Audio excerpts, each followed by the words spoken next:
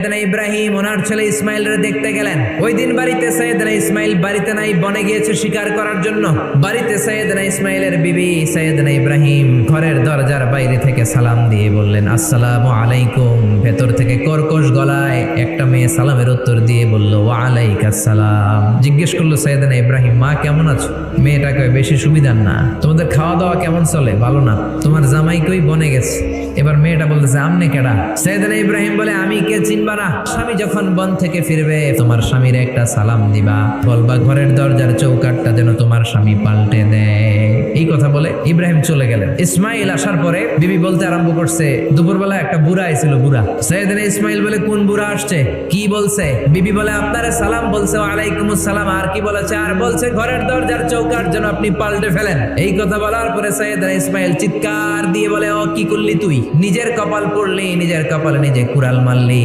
এইটা আমার বাবা ইব্রাহিম খলিল, আমার বাবা যা বলেছে এর মানে হলো তোরে যেন আমি তালাক দেই। বাবার খুশির জন্য তালাক দিয়ে দিস। নতুন সংসার শুরু হলো। আরেকটা বংশীয় নেককার মেয়েকে বিয়ে করলেন। 3 বছর পর সৈয়দনা ইব্রাহিম আবার বেড়াতে আসলেন। আজকেও সৈয়দনা ইসমাইল বাসায় নাই। সৈয়দনা ইব্রাহিম সালাম দিলেন, আসসালামু আলাইক। এবার জাদুমাখা কণ্ঠে, কুকিল কণ্ঠে, মোলায়েম কণ্ঠে একটা মেয়ে ঘরের ভেতর থেকে বলে, ওয়া আলাইকুমুস সালাম। সৈয়দনা ইব্রাহিম বললেন, কাইফা হালুকি ইয়া উম্মি, মা কেমন আছো? বলো বলো। মেয়েটা বলে, আলহামদুলিল্লাহি আলা কুল্লি হাল, সব অবস্থায় আলহামদুলিল্লাহ। সুবহানাল্লাহ পড়ে।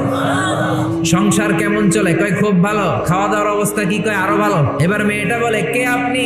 এই মরুভূমির মাঝখানে রৌদ্রের মধ্যে দাঁড়িয়ে দাঁড়িয়ে কথা বলেন, কেউ তো কোনোদিন আমাদের খোঁজ নিতে আসে না। কে আপনি? ঘরে আসেন। সৈয়দনা ইব্রাহিম বলে, না আমার পরিচয় দিব না, ঘরেও আসবো না। মেয়েটা বলে, আপনি যদি ঘরে না আসেন আমি কিন্তু রাগ করব।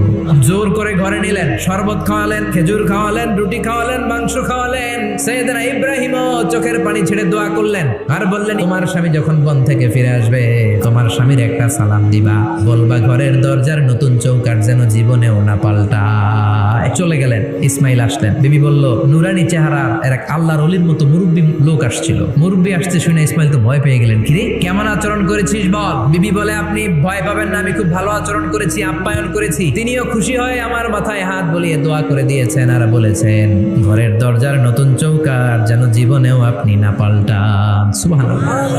সৈয়দনা ইসমাইল বিবিকে জড়িয়ে ধরলেন। যেই মুরব্বী লোকটা এসেছিল সাধারণ কোনো মানুষ নয়, তোমার শ্বশুর আমার বাবা ইব্রাহিম খলিল। আমার বাবা বলেছেন তোমার যেন কোনোদিন তালাক না দেই, তোমার যেন ছেড়ে না দেই। এই যে তোমার হাতটা দুনিয়ার বুকে ধরলাম, জান্নাতে যেন তোমার হাত ধরেই দুজনে জান্নাতে ঢুকে যায়। এজন্য বাবা মায়ের দোয়ার দরকার আছে না নাই?